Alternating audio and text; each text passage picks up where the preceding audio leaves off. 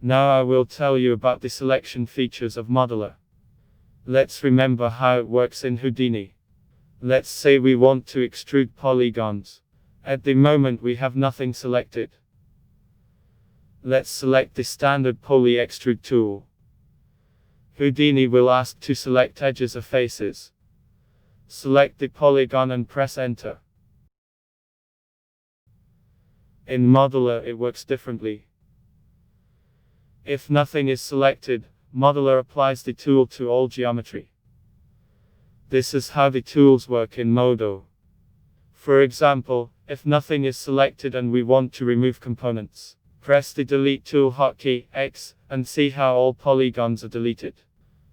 We want to subdivide the geometry. Press the hotkey of the tool, Ctrl-Shift-D. The tool was applied to all geometry. The escape key in Modeler is very important. In Houdini, escape activates camera manipulation mode. Let's go to Launcher with the spacebar key, and see that escape is assigned to the select state tool. But this is not the same select state as in Houdini. Select the polygons and extrude them. We are now in the extrude tool. This can be identified by the orange polygons. To quickly get into component selection mode, we can simply press escape. Now we can see the yellow polygons, that is, the selection remains. And we can further modify the selection. If we press escape again, the selection will clear and we can apply the next tool to all the geometry at once. For example, move the entire object to another location with the middle mouse button. Again. Extrude. Escape. Escape. This is a fundamental feature and is very important to work in Modeler. Now I'll show you how to associate any tool with any mouse or keyboard shortcut. Open Launcher with the spacebar key. Select the hotkey editor item.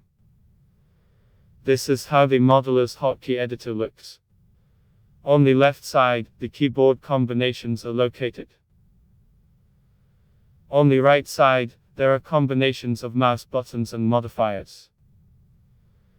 Currently, the left mouse button is not associated with any tool. This means that it works the same way as in a regular Houdini. But, the middle button is associated with the grab tool. The middle button with control is associated with the grab vertical tool. But what if I want to assign the delete tool to the X1 button to quickly remove components without using the keyboard? X1 and X2 are the fourth and fifth mouse buttons if your mouse has them. Find the delete tool on the left side of the editor. It is associated with the X key of keyboard. Click twice on X1. Now the item has changed its color to gray, and now the editor wants you to select the tool from the left side. Choose the delete item. Let's check the changes.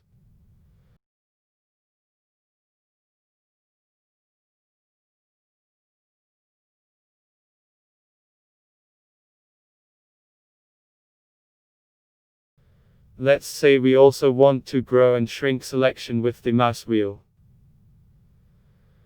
There are the grow selection and shrink selection tools in the hotkey editor. Find the grow tool.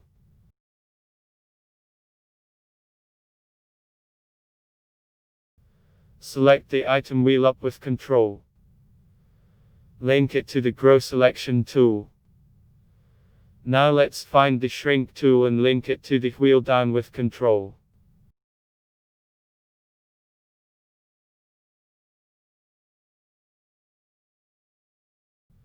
Let's check the changes.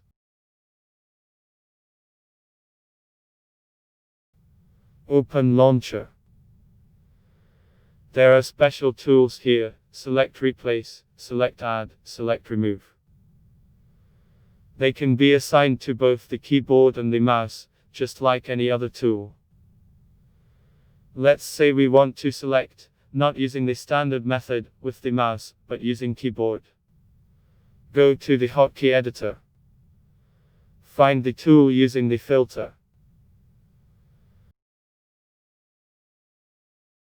Assign it to a key, for example, S. Now let's check the changes.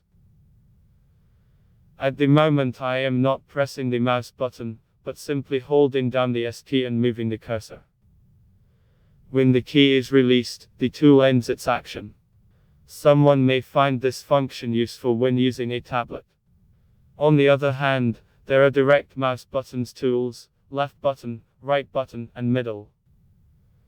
Let's try to assign them to keys. We are looking for them on the left side of the editor.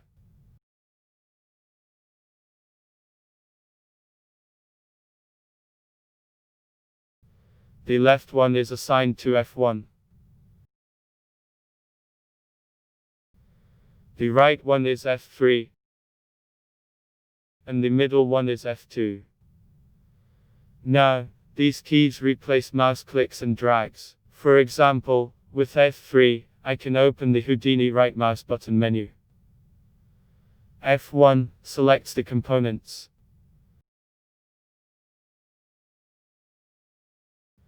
F2 replaces the middle mouse button actions.